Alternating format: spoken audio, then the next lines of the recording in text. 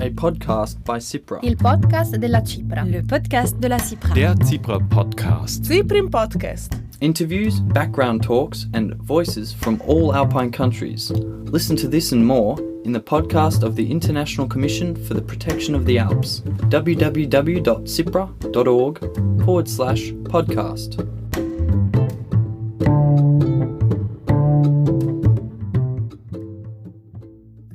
Hello and welcome to the latest edition of the CIPRA podcast.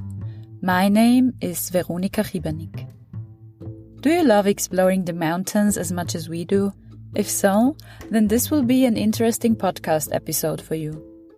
Many of us are tempted to share our wonderful moments in the mountains with others through social media and other digital channels. Instagram, Outdoor Active, Komoot, you name it. They are full with postings about the most beautiful places in the Alps.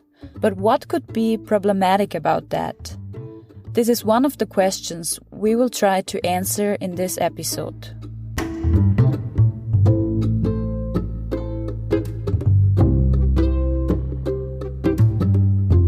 Our first stop is Bavaria in Germany, where we meet Caroline Scheiter. She is responsible for the communication of the Berchtesgaden National Park.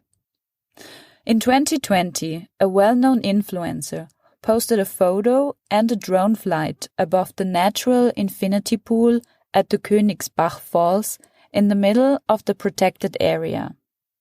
The consequence? Hundreds of daily visitors came to see this natural infinity pool with their own eyes, which was problematic, as Caroline Scheiter explains.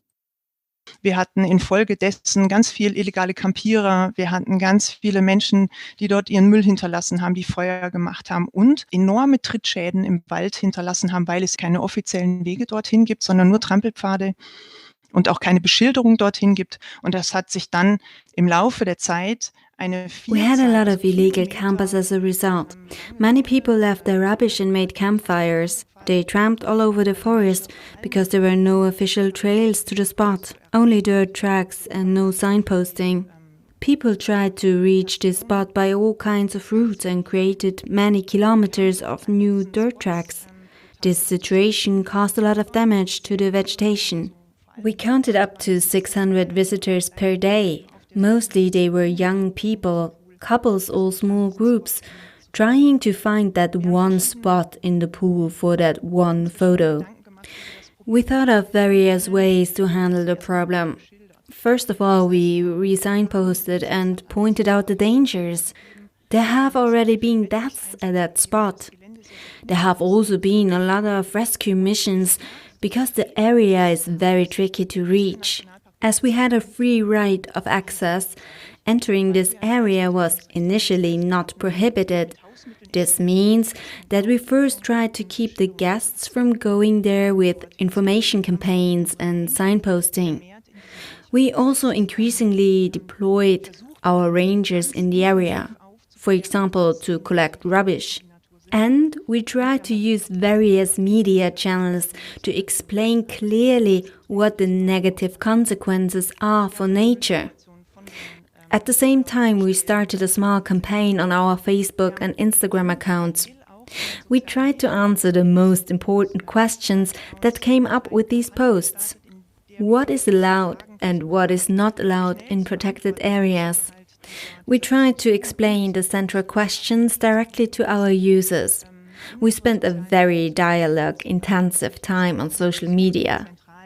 We tried to take a mix of offline and online measures. We installed new signage on site and updated the different rules and bans offline and online. We also started another social media campaign. We produced small video clips about the rules and bans, as they were presented rather statically on the signs.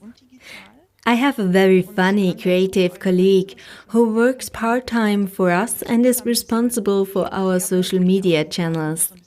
He produced short videos and explained all these different rules and bans that we have in the park. The videos are only 10 to 15 second long cartoon clips and show with a dash of humor what is forbidden in a national park and what visitors should be careful about.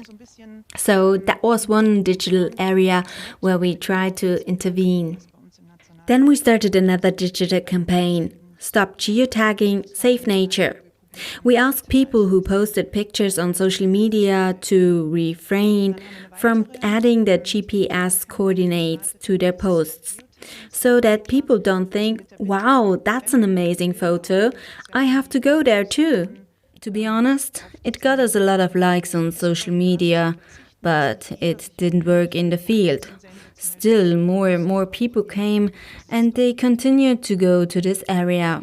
There was an enormous amount of attention on the spot. We then had a video conference with the influencer and YouTuber The Franklin. The Franklin is one of those lifestyle YouTubers who posted a path to this pool. So we invited him to a conference. We wanted to know, what are influencers or YouTubers thinking when they make these posts? What do they expect from it? And are they even aware of the damage they can cause, especially in protected areas?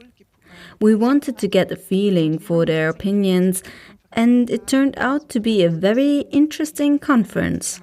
For the YouTuber, the Infinity Pool was a crazy awesome spot. That's how he promoted it in his videos. And he asked us clearly, well, why shouldn't I share it? It's not forbidden. So if it's not forbidden, then I can do it. If you don't want that, then ban it. That was his main message. He follows the rules, but he didn't understand why he should not visit this area if it is allowed. Unfortunately, all the different things that we tried offline and online, the presence of rangers on site, the signposting, the social media campaigns didn't help. As a last resort, we had to close the area. This decision was also heavily covered by the media. The local Nature Conservation Authority has declared a vegetation protection area. This goes hand in hand with a ban on entering the area. Before that happened, we also involved our various stakeholders. For us, it was very important to involve the local people in this process, so that they also support the taken measures. We also got 2 new positions. This summer, 2 rangers were exclusively responsible for controlling this new protected area. We also issued high fines for entering this area. We also had to change the work schedule for our rangers. This means that since this summer the rangers have been working in shifts for the first time. Like this, we can also cover the early morning hours and the late evening hours. This was not easy to communicate with the team, but it was simply necessary. This new situation presented us with a challenge that also required an adjustment of the shift plan. We have put up signs everywhere in the area so that no one can say, I didn't know. Now, everyone who enters this area is aware that they are doing something they shouldn't be doing. Wir haben im Gelände massiv beschildert, dass auch niemand sagen kann, ich habe es nicht gewusst, sondern stehen überall die Schilder, die man auf der rechten Seite sieht. Also jeder, der dieses Gebiet betritt, dem ist bewusst, dass er was macht, was er nicht machen sollte. So the Berchtesgaden National Park finally had to forbid access to the area around the natural infinity pool, as Caroline Scheiter explained. The postings by an influencer were causing the problem of way too many visitors. But are all influencers ignorant against their impact on nature when they are posting outdoor pictures and videos? Magdalena Kalus is someone who at least tries to make a difference. She is a blogger and influencer who uses her reach to draw attention to the issue of littering in nature. Ich bin einer der 2 Teile von der, ich sag mal, Social Media Influencer, des Social Media Influencer Accounts oder des Blogs You Are an Adventure Story. Wir haben, ja, ich sag mal, bescheidene 72.000 Abonnenten, aber die kommen eigentlich aus dem Bereich Berg- und Outdoor-Sport. I am one of the two people behind the social media blog You Are an Adventure Story. We have around 72,000 subscribers and they all come from the mountaineering and outdoor sports sector. So our target group is pretty narrow. It consists of people who are somehow involved with mountains, who do sports in the mountains or who like to travel there. We have been using the platform for almost 6 years now. Through this growing number of followers, we have had more and more opportunities to cooperate with brands, with tourism associations, with hotels, with destinations of various kinds, and we have been able to achieve a lot.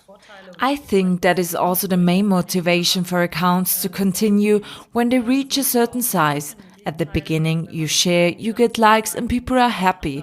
But at some point, you see, hey, I also have advantages and maybe I get something for free or I'm invited someplace nice. So I don't want to deny that at all. On the contrary, if you can combine your passion with something for yourself, that's great. When I moved to Walchensee about a year ago, I also wanted to give something back. I wanted to use our reach to give something back to the nature that we use for our own benefit, for our leisure time, to recharge our batteries, and where we enjoy beautiful views or which we even use for our business.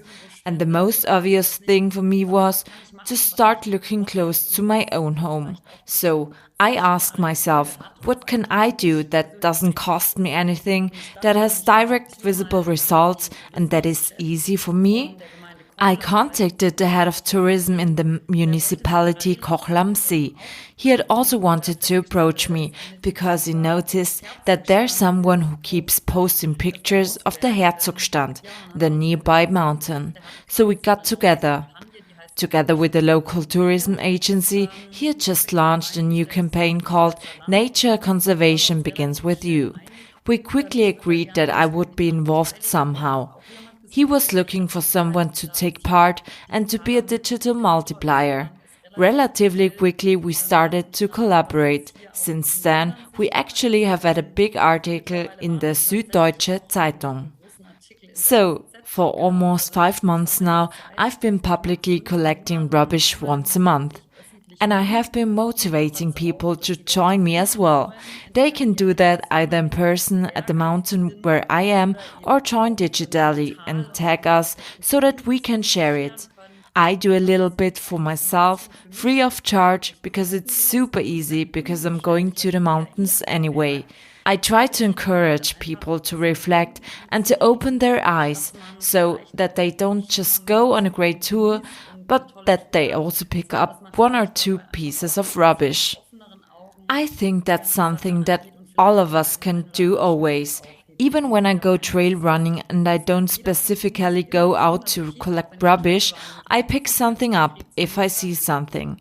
It should simply become a habit to all of us. So once a month the topic is Nature Conservation Begins With You.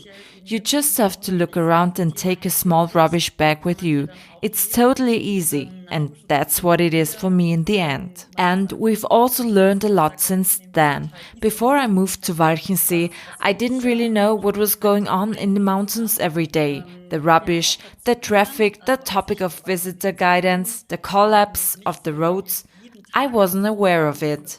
So if you ask yourself how you can use digital media as a destination or as a national park in order to draw attention to your own interests and how to approach these, I'll say evil influencers. Because, of course, we influencers are responsible for people coming. Of course, we share posts and say, hey, it's totally beautiful here, come to Walchensee. So I would really recommend that if there are influencers with a certain audience close by or who live in the region, just contact them and say, hey, you have a great account and great pictures. We're sure you're also interested in keeping our place as beautiful as it is. Wouldn't you like to share something in our interest and draw attention to it? I am sure that more people are open or willing to talk about it than you might think of. If someone approaches me, I'm always happy to share because I care a lot about nature. Of course, there are also these, let's say, hip influencers, maybe like these YouTubers who don't really have the same love for mountains, but are just doing it because hiking is somehow trendy now. Still, many people are open to letting people talk to them. Maybe also tell them, hey, don't post about any trails that are not online and don't post any pictures from the Jägersteig, which is not officially advertised. So I think that you can talk about it and just keep appealing to them and the broader audience with your messages. The multiplier is very important. Simply try to reach as many people as possible, who will then pass it on. Because, as I said, people who love the mountains, who enjoy mountaineering or hiking, are aware of how to behave in nature. They know that you have to stay on the trails. It's more the people who see something on Instagram and then think, oh, I'll go there now too. And these people don't think ahead. What if I come here tomorrow? What will it look like then? They're more like, oh, I'll just quickly walk there this one time and tomorrow I'll be gone again. So yes, this is an example that influencers don't always just do bad things, but also think about their actions more than you would assume. Morgen bin ich ja schon wieder weg, so ungefähr. Ja, aber vielleicht das mal als ein Beispiel, dass Influencer nicht immer nur Schlechtes machen, sondern vielleicht auch sich mehr Gedanken machen, als man manchmal denkt. This was the influencer and blogger Magdalena Kalus speaking about her actions against littering in nature. Very often, social media postings show a perfect mountain idyll, ignoring side effects like littering and illegal camping in sensitive areas. The Alpine clubs try to raise awareness for this among their members and among the outdoor online community as well. The Swiss Alpine Club, for example, does this with its hashtag vanlife. With the hashtags no geotag, leave no trace, conscious camping, and buy local, they raised awareness on illegal wild camping with vans in the Alps. Let's be honest, sharing is good, but not everything and not always. This is especially true for sharing your favorite places on social media. Hashtag no geotag is the only way your insider tips really stay insider tips. Because mass tourism can really destroy a beautiful place. Hashtag leave no trace. What does it mean? Take any rubbish back with you, do your business away from water, and bury it. And if there is no other way and you have to go wild camping, choose your spot carefully so that you protect the fauna and the flora. Keep a low profile and your camping chairs inside. Hashtag conscious camping. In general, refrain from wild camping and use the existing offers whenever possible. If campsites are full, find out where else you can stay in the area. If you have to go wild camping, be aware of prohibitions and ask local residents for safety. And above all, don't upload new sites online without consulting the landowners. This way you can avoid conflicts in advance and you can protect nature. Last but not least, support the local value creation and hashtag buy local. Shop in the village shop, pay the visitors tax and the parking fees. By doing so, you support local businesses and help to secure regional offers in the long term, because sustaining these infrastructures also costs. But what else can be done about problematic postings on social media, and what are the do's and don'ts? We asked people across the Alps for their ideas, and they sent us some messages. My name is Martin Heppner and I'm one of 3 founders of Bahn zum Berg. Our organization wants to inform about possibilities reaching hikes in the Alps via public transportation and motivates people to try it. More people using public transportation on their way to the Alps means less crowded parking lots in the Alps, less traffic there and back, less emissions, and finally more relaxed people. The possibility to use public transport depends on the region you are living in. People who haven't got the possibility will, of course, use their car. We can talk about if it makes sense to share a car, so not everyone drives alone, or to change to a train at a bigger railway station. Everybody else can get tips how to reach an attractive hiking goal at Bahn zum Berg or at Zugl. So instead of do's and don'ts, I would like to emphasize on the fact that without the need to return to your starting point, you suddenly have much more possibilities. You start on one side of the mountain and descend on the opposite side. In my opinion, this is the best feature of hiking with public transportation. Second best is that I do not have to drive myself home. I can sit, drink, eat, use the toilet or sleep without having to care one thing. Hello, I'm Carola and I'm working in the Berchtesgaden National Park. My chief responsibility is visitor guidance in the park. This winter season we have a campaign for ski touring and snowshoe hiking. We want them to stay outside our forest and wild sanctuaries, that animals like grouse, snow hare or chamois have a refuge in the hard and cold winter time. Together with the campaign of the German Alpenverein Natürlich auf Tour, we created flyer and information signs where the visitor can see the recommended ski and snowshoe route. Another example for our visitor guidance is in the digital field. We have a cooperation with Komoot, so we can create collections from the Berchtesgaden National Park. You can find great and nature-compatible tours from easy to difficult, no matter if you want to go hiking, mountain biking or snowshoe hiking. Our most current campaign is called How to Shit in the Nature, a measure against the handkerchief rain around the parking lots, huts and Alps. Important for the visitors is to know that handkerchiefs can take up to 5 years till they rot in the mountains. The manufacturer make them more and more tear resistant and therefore more durable. Hi, my name is Florian Heinl. I am a ranger in the Nature Park Nagelfluhkette in the south of Germany. Our region is known for the high biodiversity created by sustainable agriculture and forestry. To protect biodiversity, we rely on informative visitor guidance, starting with online tour planning and ending with signage at sensitive areas. In addition, we rangers can be found in the nature park to provide information on nature-friendly behavior and to point out rules of conduct. In order to protect our nature, every visitor can make his contribution. When hiking, stay on the trails. Keep your dog on a leash and take your trash with you. Especially in winter, the animals are very sensitive. Avoid tours at night and at dusk. Stay on known routes and do not enter forest areas.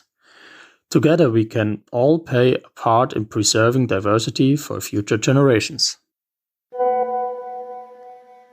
Hello, I am Lucy Viget. I work for the Swiss Alpine Club, dealing with environmental and free access issues in the Swiss mountains. Our goal is that mountain lovers can still enjoy the freedom and beauties of nature without disturbing our environment. Experiencing the wilderness of the Swiss Alps is essential to understand how this fragile ecosystem works, to love its beauties and to want to protect it. This is why we organize a wide range of environmental courses where we discuss how to get to know the alpine environment better, to practice different sport activities while still protecting our home, the mountains. It is a challenge that we are committing to meeting in various mountain sports, both in summer while balancing between nesting bird protection and climbing, and in winter when our passes cross a fauna that is weakened by harsh conditions. To preserve these beauties for kids and grandkids, please plan your trip carefully, respect protected areas and their rules, and leave no trace behind you. To protect our climate, travel by public transport and support the local economy by consuming local goods. Everybody is responsible for the preservation of the Alps, a gift that we must cherish and pass on to future generations. Hello, I am Ivan Mitrevski. I am a comic artist and an illustrator, and I made a comic book about a wolf that lived in Kamnik-Savinja Alps for some time. Point was to make people, our co-citizens, aware that we are sharing this space with other creatures and we should be living together. It soon became like a bigger comic about all the ecological problems in the Alps. Because of increase in number of tourists, the water that flows from the mountain is polluted, and this is the absolute main problem that we have to address. Other problems that were addressed in this comic is that in Kamnik-Savinja Alps, and this is that a lot of people go unprepared to these locations, and they are sometimes stuck in the mountains left, and they have to call for the rescuers to come rescue them. So these are the main topic of this comic.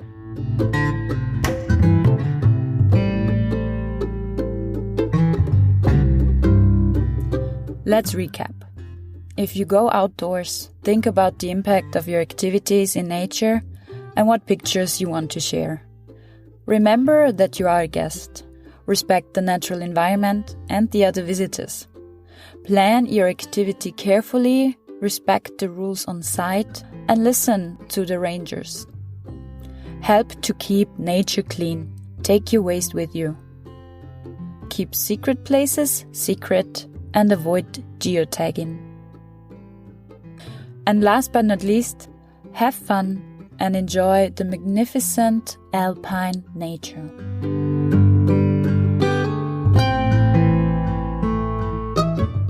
This podcast was produced in the frame of the Alpine-wide project speciAlps2, in which 4 pilot regions are testing measures to guide visitors. The pilot regions are the Tiroler Lech Nature Park in Austria, the Kamnik-Savinja Alps in Slovenia, the mountaineering village Balme in Italy, and Bad Reichenhall in Germany. The project is managed by CIPRA International and the Alliance in the Alps network of municipalities. It is made possible by the German Federal Ministry for the Environment, Nature Conservation, Nuclear Safety and Consumer Protection. You can find more information on the speciAlps2 project at www.cipra.org/en/speciAlps2. If you want to read more about good practices for successful visitor guidance, visit our speciAlps2 map at speciAlps2.cipra.org. Thank you for listening, goodbye, and remember to leave no trace behind. A podcast by CIPRA. Il podcast della CIPRA. Le podcast de la CIPRA. Der CIPRA Podcast. CIPRIN Podcast. Interviews, background talks, and voices from all Alpine countries. Listen to this and more in the podcast of the International Commission for the Protection of the Alps, www.cipra.org/podcast.